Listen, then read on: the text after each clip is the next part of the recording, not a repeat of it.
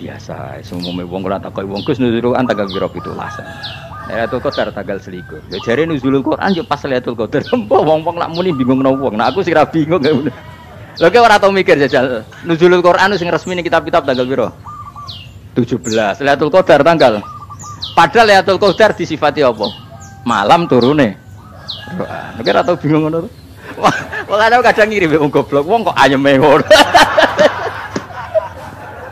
Ora tau mikir.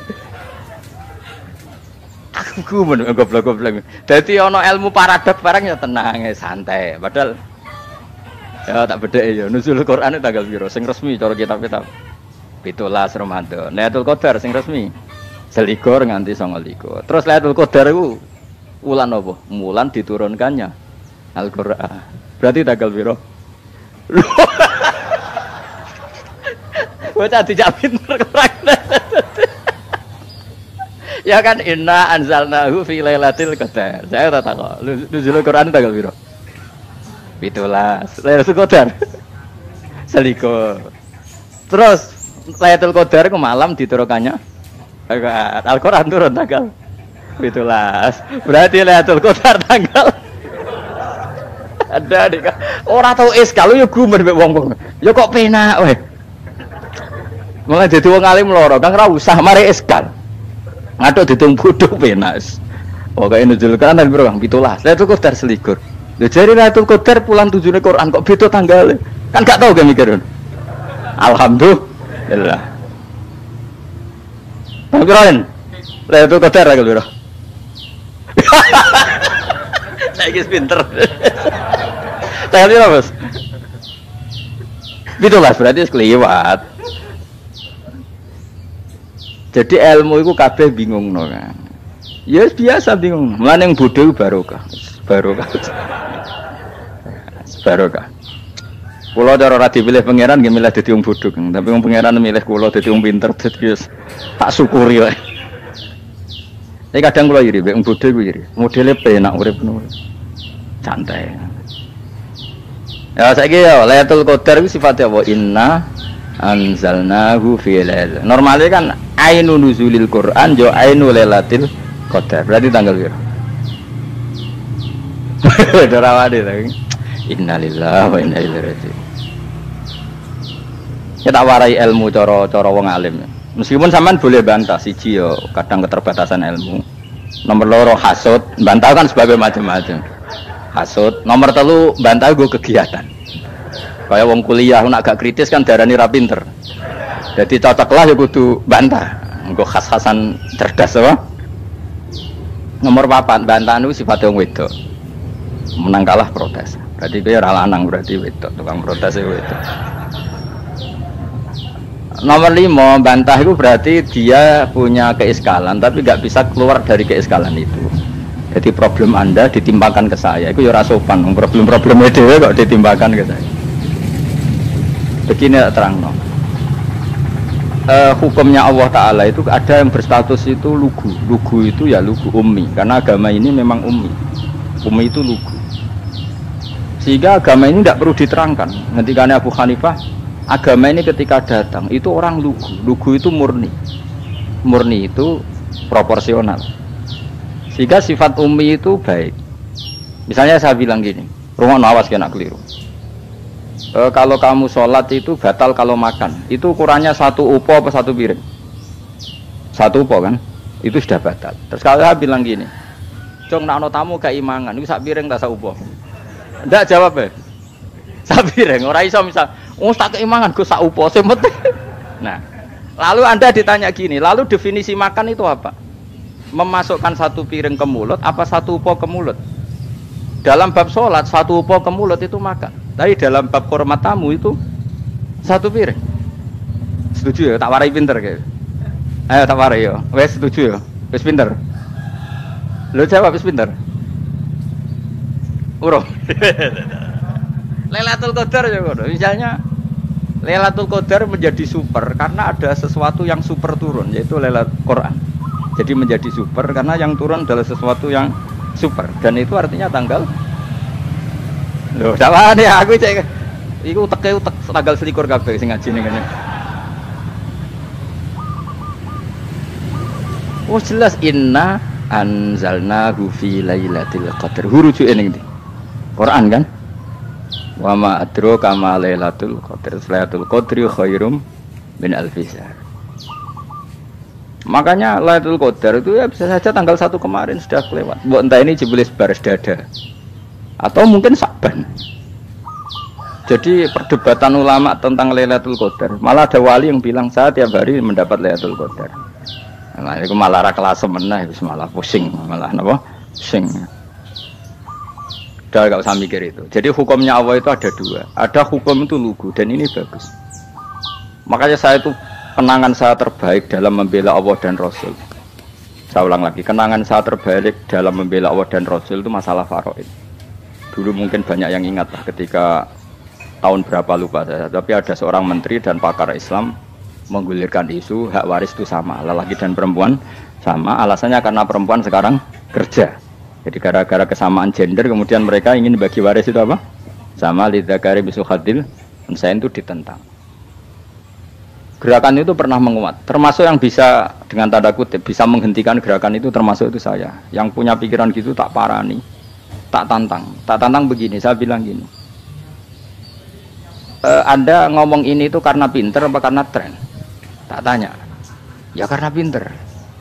Saya ini kan orangnya keren, punya kepangkatan jos lah. Ya kepangkatan jos, kepangkatan dunia mestinya cara pangeran bojos ora ya ora. Cara ukuran dunia itu jos loh. Tak tanya, saya itu Pak Ba, termasuk yang setuju gerakan kesamaan gender. Dulu kan lelaki perempuan itu beda sekali karena lelaki kerja perempuan tidak. Sekarang sama-sama kerja maka warisnya harus sama. Terus saya tanya gini, lalu penyebab warisan itu kerja apa lelaki? Dia jawab kerja. Dia nggak ngerti kalau ngadepin saya. Saya ini kan orang alim yang biasa belajar mantek. Dia ini roh nak aku ngalim. Sembrono ya jadi ini. Ketika tak tanya gini, lalu misalnya saya punya anak, yang anak saya putri itu direktur BUMN atau direktur bank atau direktur PT besar. Kemudian anak lelaki saya idiot, goblok. Warisannya dikasihkan siapa? Kalau kerja adalah alasan dapat warisan, berarti anak saya perempuan itu yang dapat warisan dong. Anak saya lelaki kan idiot, nggak kerja. Lalu warisan itu berdasar prestasi apa empati? Kalau berdasar prestasi malah Anda ini aneh. Sudah kerja direktur BUMN hanya karena dia kerja dia dapat warisan karena Anda bilang asbabul irsi adalah kerja. Kalau saya bilang karena empati saya juga gak fair. Yang kerja juga butuh modal gak saya warisi, tapi yang idiot tak warisi karena warisan berdasar empati. Lalu Anda milih mana? Bingung deh. Sampai dia ikrar, saya belum pernah mendapat perlawanan seperti ini karena Anda ngomong sama orang-orang goblok kata saya. Terus saya bilang, saya ini ngaji Wahab khatam berkali-kali. Anda mungkin baca kitab Wahab itu hanya terjemah.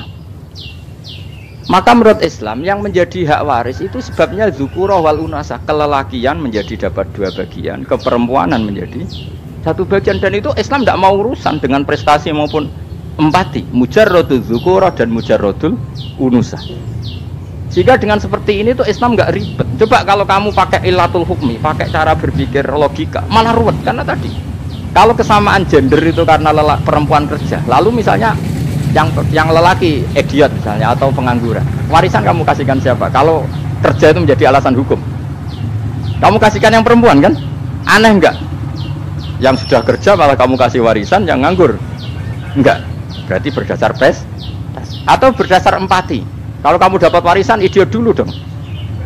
Idiot dulu, goblok dulu, kecelakaan dulu, baru dapat warisan karena dapat empati. Yang sudah PNS nggak perlu dapat warisan karena sudah juga ruwet. Oke, seperti ini ruwet nggak? Ruwet. Nah, kata Imam Haromen gurunya Ghazali, agama itu kadang dinuna dinul ajais. Kita ikut yang lugu saja. Allah bilang lelaki dapat 2 bagian dari perempuan, ya lelaki ya yang punya alat kelamin, penis. Perempuan yang punya farji, ya sudah gitu aja, gak usah ruwet-ruwet. Kenapa begitu? Ya sudah seperti itu. Nanti lama-lama gini kalau diterusin. Ada seorang dokter fikih perempuan, dia menguasai fikih sholat. Ruhin lanang tapi gak menguasai fikih sholat. Rohnya mau pesolatan misalnya. Lalu yang jadi imam siapa kalau berdasar prestasi?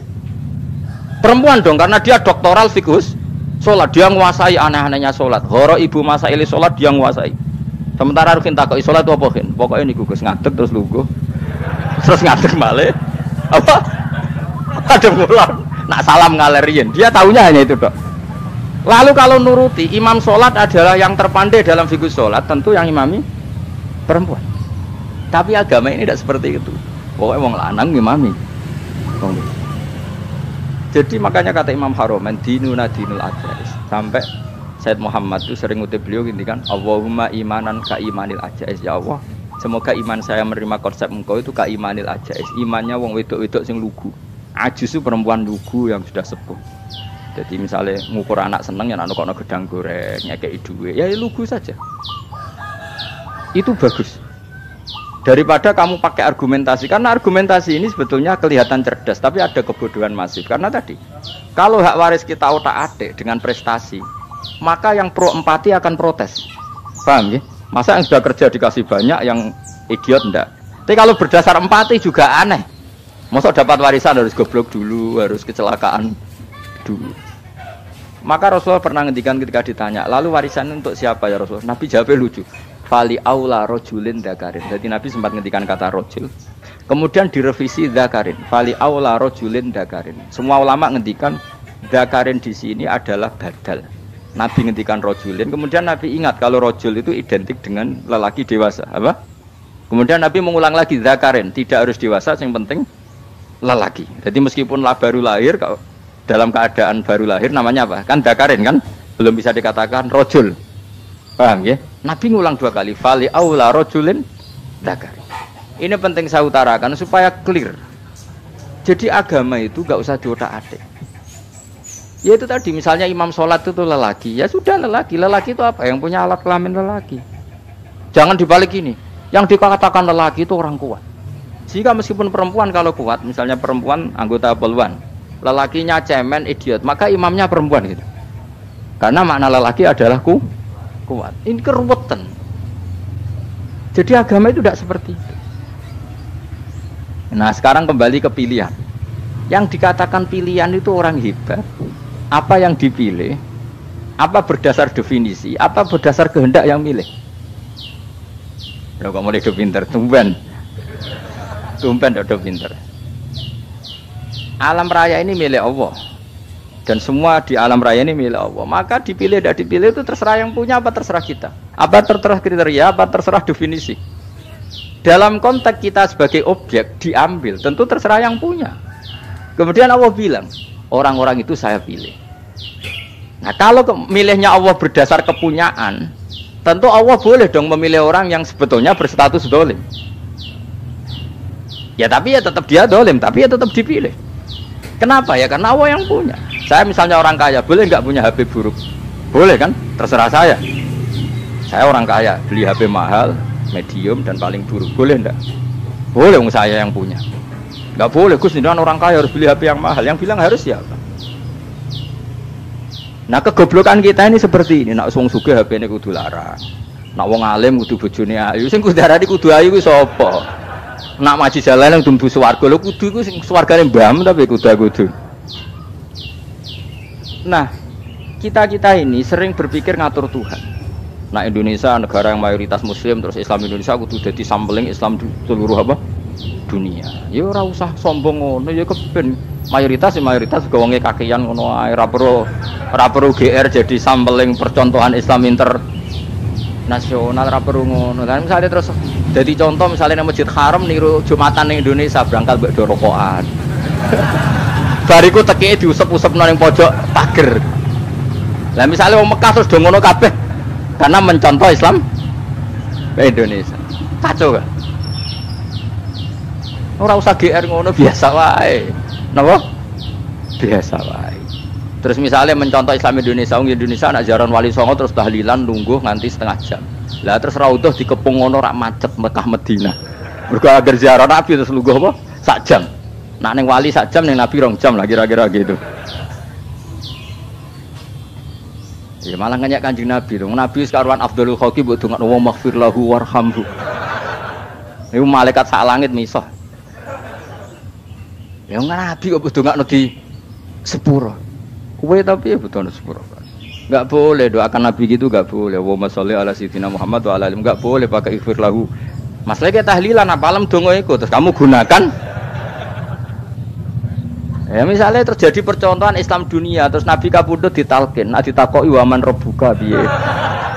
Terus Nabi warai waman nabiyuka. Mesti Nabi yo pro, lah aku Nabi coba takoki. Jadi kita ini sering kumo luhur karena kita mayoritas terus jadi percontohan ora usah ngono. Paham ya napa? Ndak usah ngono, mayoritas saya, tapi ora usah GR jadi apa? Percontohan internasional. Mungkin kalau masalah Islam damai ya bagus. Tapi itu kan tidak hanya Indonesia. Di mana-mana yang Islam damai juga banyak. Dan yang tukaran juga banyak. Toh yang tukaran nggak pernah maklumatkan diri ini percontohan dan enggak. Ya biasa saja. Saya ulang lagi ya.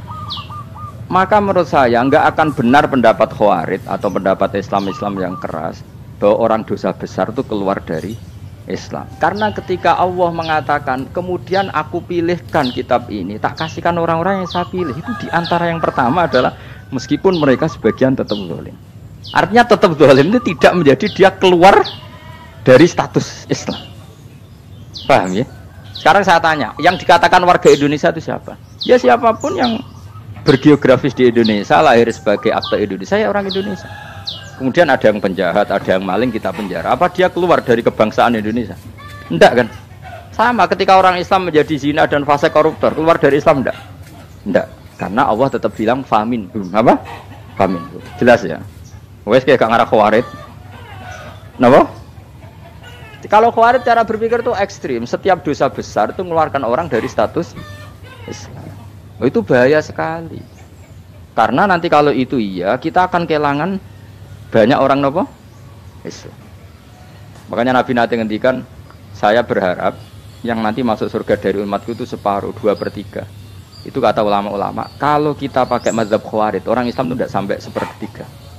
Karena banyak yang keluar dari Islam. Duwe keris gak Islam, duwe akeh ra Islam, nglakoni jimat gak Islam, nyekel patok gak Islam, dosa gede gak Islam, korupsi gak Islam. Terlalu banyak yang kita usir dari Islam.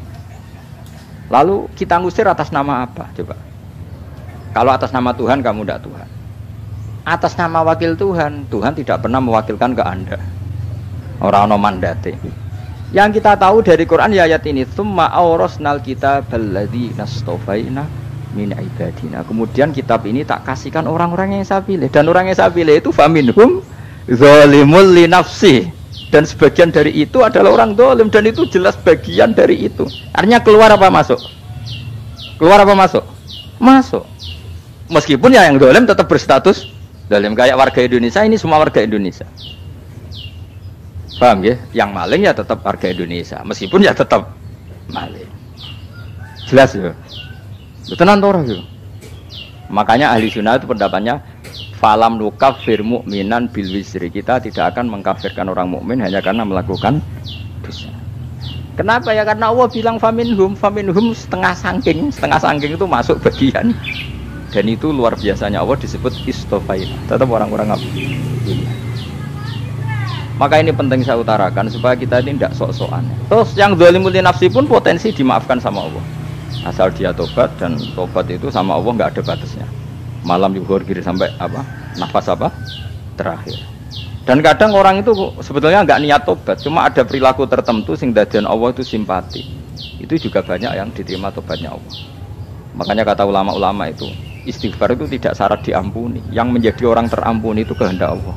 Istighfar itu bagian kecil dari syarat-syarat itu. Nah, bisa saja orang tanpa istighfar tapi diampuni Allah. Misalnya Allah dawuh, wa yaghfiru ma duna dzalika liman yasha. Itu bukan liman yastaghfir tapi liman yasha. Contoh masyhur kan, kamu pernah dengar kan, ada orang nakal itu Mumisa itu ya kira-kira lonte atau apalah. Dia datang pulang ketika melihat anjing ngeleti pasir, dia berpikir ini kehabisan kayak saya. Kemudian dia turun ke sungai memberi minum anjing itu, kemudian Allah memaafkan dia karena itu. Pas itu di semua hadis riwayatnya dia tidak pernah istighfar. Setelah punya perilaku yang menjadikan dia diampuni. Banyak enggak seperti itu?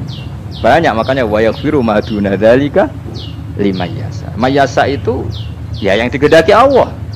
Bisa saja kalian ini sering istighfar tapi enggak dimaafkan Allah. Tapi delala punya satu perilaku yang cara Allah itu penting, kemudian dimaafkan. Kayak Saharatu Fir'aun itu dia tidak pernah istighfar, tukang sihir Fir'aun. Dia diampuni Allah dikasih iman tuh gara-gara jadi wong Jogja. Wis ngono tok. Jadi pas mau duel adu sihir. Iku delala dekne mendingan ya. Qalu ya Musa imma antulqiya wa imma annakuna nahnul mulkin. Monggo jenengan riyen napa kula riyen. Dadi gara-gara dekne didikan Jogja niku. Lah wong ape duel, mestinya tarung itu semakin cepat mengambil kesempatan kan semakin menang. Ini sudah jelas tarung. Ngapunten jenengan riyen napa. Lha iku pangeran itu terus simpati. Wong kok sopane ngono apa? Akhirnya Allah memberi iman gara-gara apa? Imma antulqiya wa imma annakuna nahnul mulki. Monggo jenengan riyen. Lah Musa juga Allah juga enggak terima kalau nabinya kalah sopan. Sehingga Allah memerintahkan Musa adalah sopan. Boten jenengan mawon. Jadi Nabi Musa qala bal alqu. Jadi Nabi Musa enggak jenengan riyen mawon. Jadi coba itu kan unik. Dia tidak ingin diampuni Allah, tapi adalah dia punya satu perilaku yang menjadikan Allah itu simpati, yaitu kesopanan dia dengan Nabi Musa. Imma antulqiya wa imma annakuna nahnul. Nabi Musa juga bilang qala bal alqu moga jenengan riyen mawon. Akhirnya sakar nggih nak ngoten. Makanya Fir'aun itu mangkelnya bukan main. Ketika pertunjukan itu akhirnya kan Saharatu Fir'aun kan kalah. Setelah kalah langsung iman. Maka kata Fir'aun, ini jelas Musa itu guru kamu. Cuma pura-pura saja kamu pro saya. Lah buktinya apa jare Saharatu? Buktinya tadi monggo-monggonan gitu. Makanya Fir'aun bilang innahu lakabirukumul ladzi 'allamakumus sihr. Wah, itu mesti Musa itu gurumu.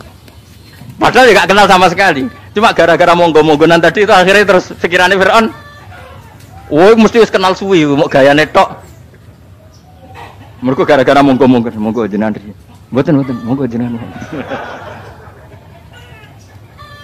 Jadi makanya sampean jangan putus asa. Makanya keliru sekali kalau kita bilang diampuni Allah nunggu istighfar. Enggak.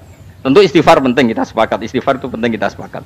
Tapi itu tidak satu cara-caranya Allah untuk orang bisa ampun. Nabi misalnya ngendikan ana wa kafilul yatim kahateni fil jannah. Coba. Orang sering istighfar sama kafilul yatim, kira-kira surganya cepat mana?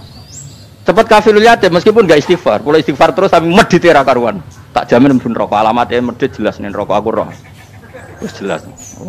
Al-bakhil ku qaribun minan nar, jelas alamatnya deket-deket situ lah. Paham ya?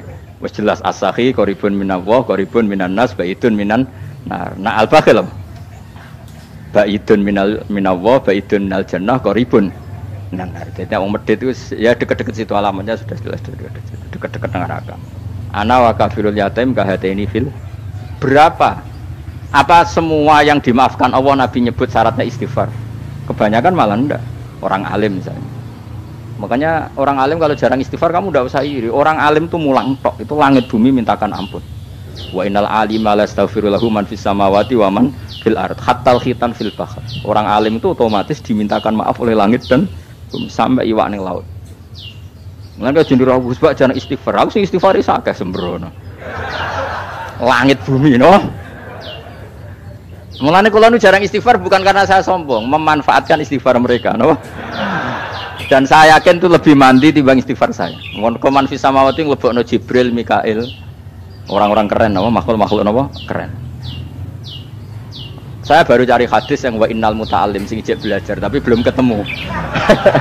Nanti kalau ketemu tak kasih tahu apa?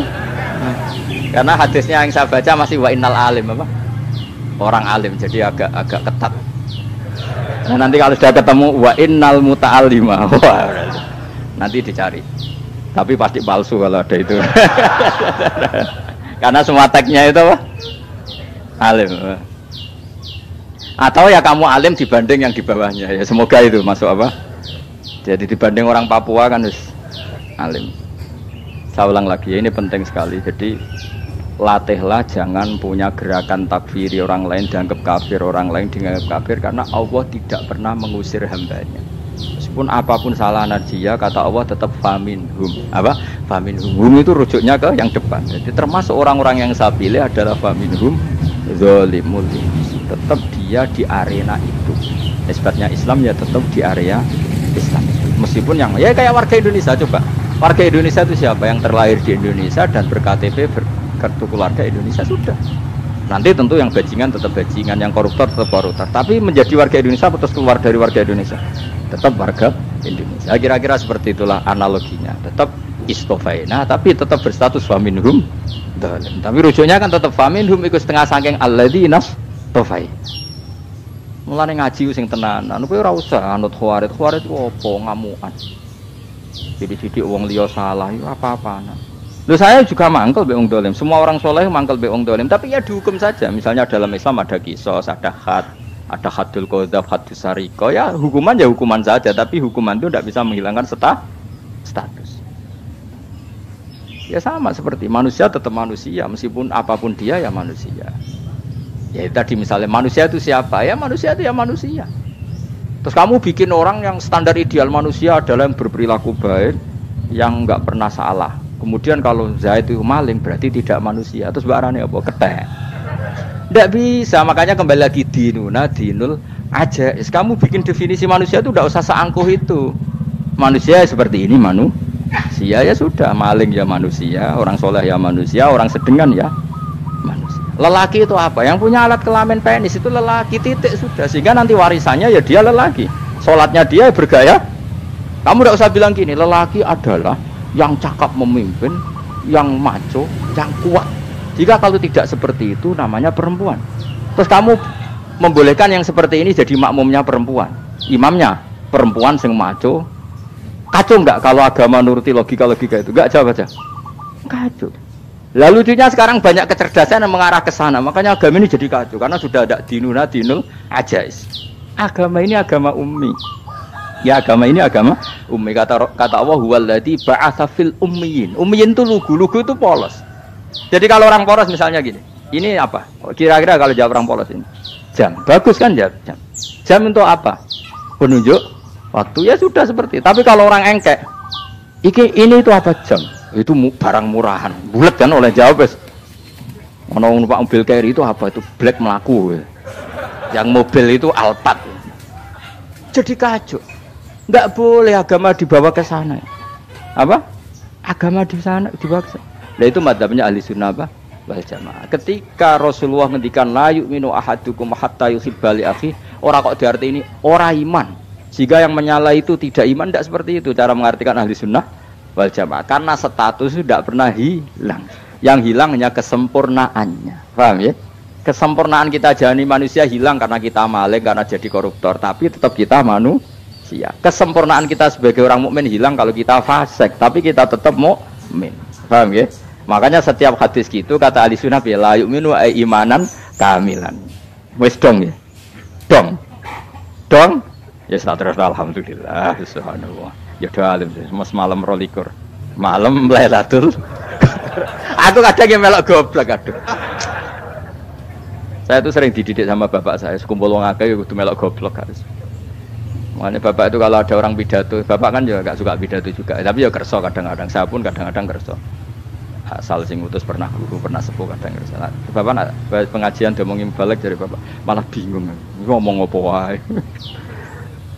Coba kita dengan PD-nya bilang Lailatul Qadar itu 21 sampai berapa?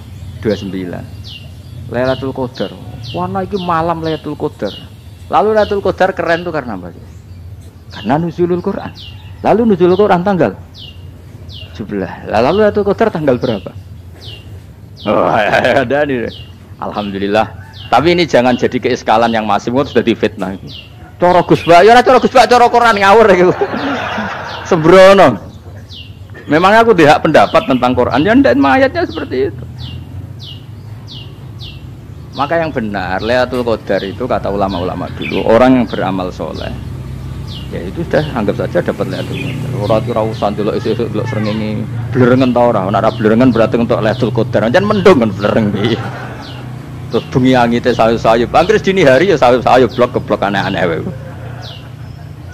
Lah anak pikir segoyo ora, berarti wong laut gak tahan untuk Lailatul Qadar, ke segoro kidul langine bianter. Lah nek ning Dieng ya mesti sayup. Mau angin tok gunung wis kesel tadi ora sayup-sayup.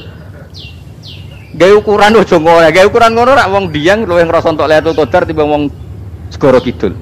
Ke segoro kidul langine apa? Buanter. Padahal alamatnya sayur-sayur. Aneh-aneh. Maksudnya alamat ngono iku ora ngono, maksudnya ayat iku Kanjeng Nabi mbadawa ngono maksudnya ora ngono. Wes dong ya. Ayo Lailatul Qadar tanggal. Aku seneng wong bodho. Enak urip terus. Happy no. Ya saya ulang lagi ya. Jadi kejati dirian itu tidak bisa hilang dengan standar keidealan. Yang hilang itu standar apa? Keidealan. Misalnya kita maling, ya eman lah sebagai orang mukmin kok maling. Warga Indonesia kok kriminal tuh eman, tapi dia tetap orang Indonesia. Orang Islam tetap Islam meskipun dia fasik. Begitu Allah ngendikan faminhum zalimul linafsi. Sebagian dari orang yang saya pilih dia adalah orang dolim. Ya dolim saja. Kamu jangan kamu katakan kafir ya dolim saja. Dolim kira-kira maknanya kurang ajar, kacau, kriminal. Tapi kan tetap dia orang Indonesia. Paham ya? Ya tetap dia orang Islam. Tapi Islam yang dolim. Ya seperti saya sering cerita.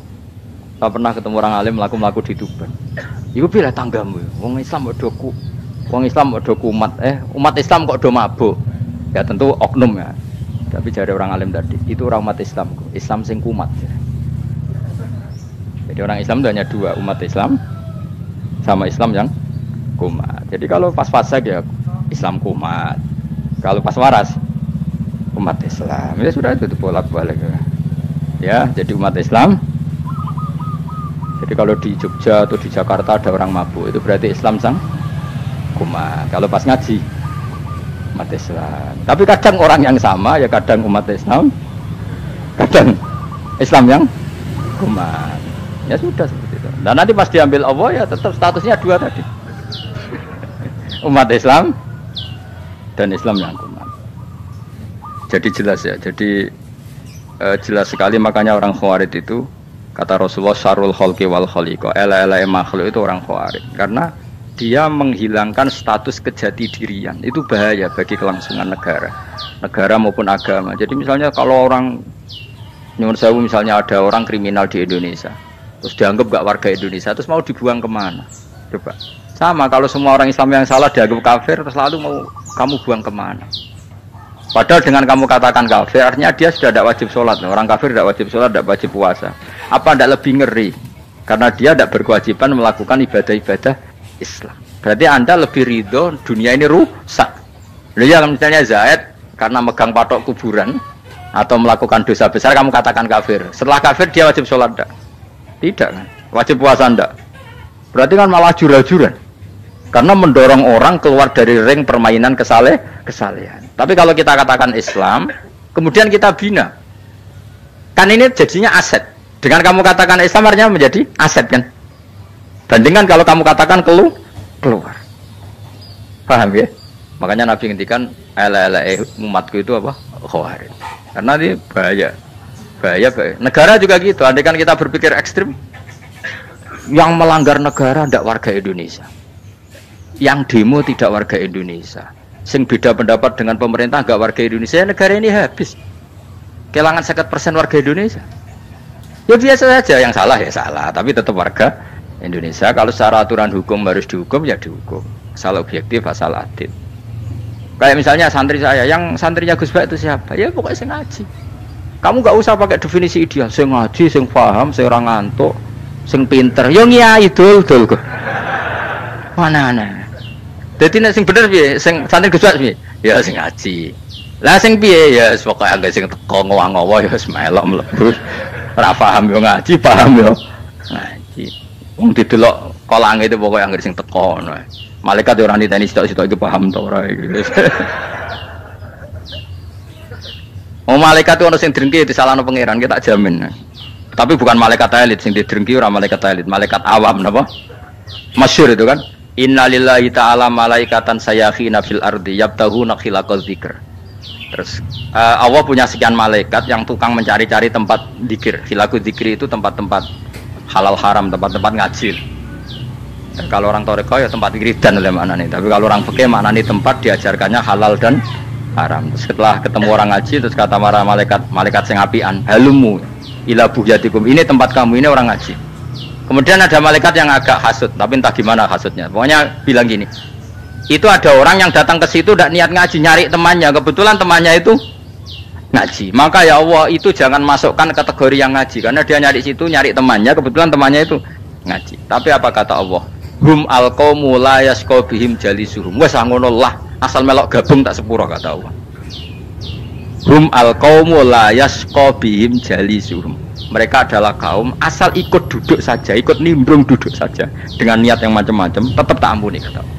Tidak penting kan niat ngaji ku hiburan, alternatif, dibanding ngomong sumpah ngadepi bojo. Wes gak penting kabeh, pokoke anggere melok nimbrung sah. Enak loh. Ayo alhamdulillah. Sauni-unimu. Jadi agama itu tadi, pokoknya jangan kulino merubah kesestatusan. Makanya itu hebatnya ahli sunnah wal jamaah. Setiap ada hadis la imana liman la ahdalah.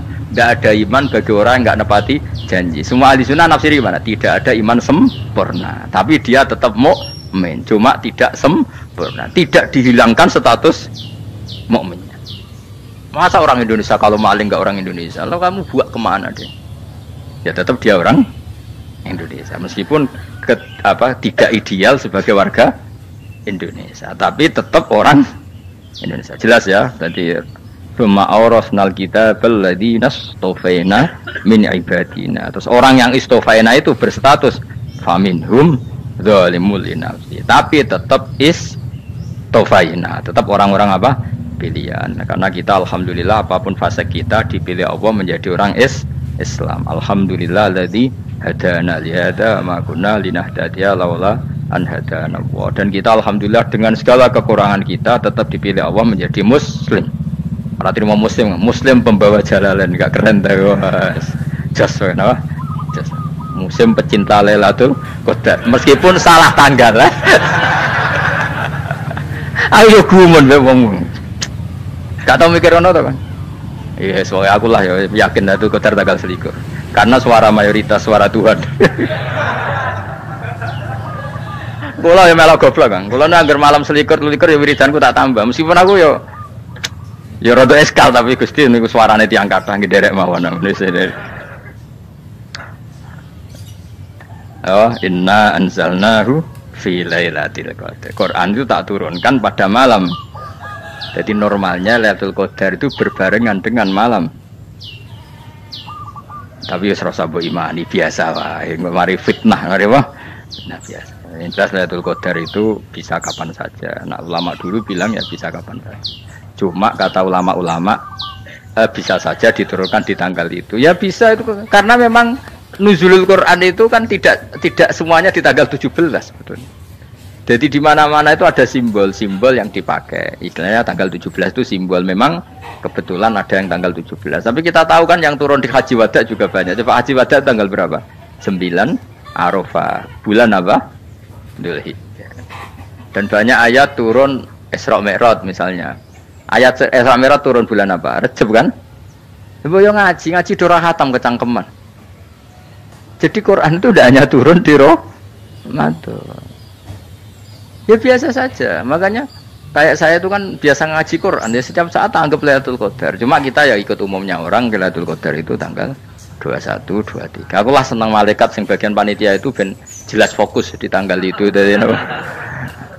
Tapi kamu jangan pernah berpikir menafikan hari-hari lain bagi ulama tertentu, bagi wali-wali tertentu. Mereka ngalami Lailatul Qadar kulalailah. Banyak wali yang bilang saya ngalami Lailatul Qadar kulalailah. Maksudnya karena kulalailah zaman Nabi itu pernah dituruni Quran dan semua itu artinya Lailatul Qadar. Tapi tentu ada simbol. Kayak kemerdekaan Indonesia itu dimulai tanggal berapa?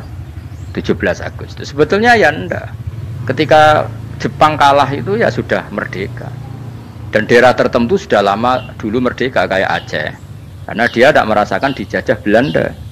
Daerah tertentu ada setelah diproklamasikan tetap berjibaku dengan penjajah. Banyak enggak ketika diumumkan kemerdekaan masih yang berjibaku ngelawan penjajah? Banyak. Tapi kita butuh simbol. Jadilah kita ngambil 17 Agustus. Ngono kok ra iso. Jadi tanggal itu ada tanggal hakiki, tanggal simbol. Meskipun yang hakiki ya simbol ya hakiki. Dong ya. Alhamdulillah. Ayo kok do pinter aku yo. Maksudnya ben kulino mikir, ben urip itu gak glonyar-gloyor ora jelas. Wah, halus pokoke goblokku barokah menang ngedel kula. Karena saya itu kenapa kok tahu goblok barokah itu gini ya. Satu supaya saya tidak takabur ya. Saya akan kecelok wong alim berat takabur. Dua aja wong goblok ya ono pintere. Kaya wong iku lho, kaya wong naik apa jenenge? Naik jambean lho, 17 Agustus apa? Apa? Sarengane. Panjat Pinang. Itu kan nilainya hanya berapa yang di atas kira? Kalau di sini berapa nilainya? Ini kalau diuangkan 1 juta ada. 1 juta. Bagi penonton tuh kan gini. Cek goblok ya demi duit 1 juta glebotan kayak gitu kan gitu. Wong barang angel kok dilakoni. Goblok banget kan gitu jare sing ra melok. Tapi ya delok aku seneng. Tapi kon melok ora gelem. Lah duit 1 juta ya tak rewangi gitu. Orang goblok ya gitu. Jadi wong alim ku angel.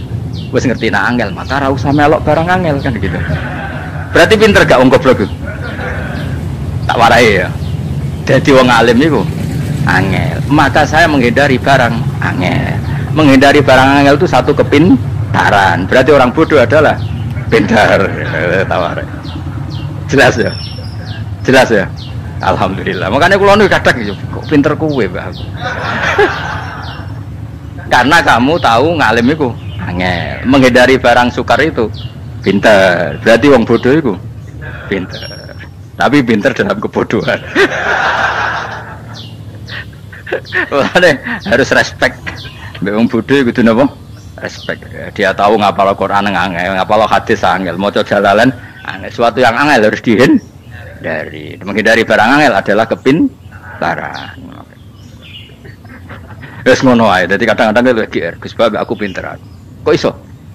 Dia tahu barang sulit kok dikejar. Itu kan satu kebodohan. Wes uni-unimu ngono dadi. Dan kayak syukur, jadi bodoh yang syukur karena ternyata punya sisi kepintaran juga. Dalam kebodohan kita ada sisi apa? Kepintaran. Mohon kalau terus nol. Allah itu siapa? Alladzi ahallana darul muqamati min fadlih. Alladzi rupane dat ahalla kang manggono sapa ladina ing kita darul muqamati ing omah kang dadi hunian. Aili qamati rumah sing dadi hunian min fadli krana mu anugrahe Allah. Ya kalau nyontokno bolak-balik ya. Semua ini kita di surga nanti berstatus lamanya-lama itu semua karena fadlnya Allah. Karena amal kita tidak cukup. Makanya Rasulullah pernah ditanya, ya Rasulullah betul orang surga masuk surga karena amalnya tidak, karena fadlnya Allah. Saya berkali-kali cerita dalam kitab-kitab tasawuf diterangkan ada seseorang yang nggak pernah maksiat, hidupnya taat. Kemudian ditanya sama Allah, kamu masuk surga karena apa? Saya karena nggak pernah maksiat, taat terus. Kata Allah, ya sudah kamu di sini aja 80 tahun. Ya kamu gak apa-apa di surga sini berapa 80 tahun. Si Abid tadi, ahli ibadah tadi protes. Katanya surga itu selamanya lama. Iya kata kamu kan karena amal kamu. Amal kamu di dunia kan hanya 80 tahun. Umur kamu kan hanya 80 tahun. Ya berarti surga kamu 80 tahun dong. Karena kamu menganggap surga karena amal kamu. Fair kan? Amal 80 tahun surganya. Tapi kata jenengan surga itu selamanya lama. Sing selamanya lama itu fadolku itu gak ada habisnya. Kalau amal kamu ada habisnya. Terus kata orang tadi, "Ngimpun Gusti kula mbusga fadole jalan." Gak, aku kecewa jare. Jadi orang itu harus pakai logika. Makanya agama ini ojo nuruti cerdas sing gak punya sanad. Lalu gunanya amal apa? Kalau kita masuk surga mergo fadole pangeran, bocah kok geblek gendeng campur gak di sanad. Kita ini punya sanad dari guru-guru kita. Kalau semua surga Allah mensifati itu min fadli, ada unsur fadlnya Allah meskipun kita ngamal. Karena tadi kalau karena amal kita hanya sak soleh-solehmu 80 tahun. Iku enak soleh terus. ABG puber pacaran tua dadi mubalek ya ta ora? Ayo ngaku ae.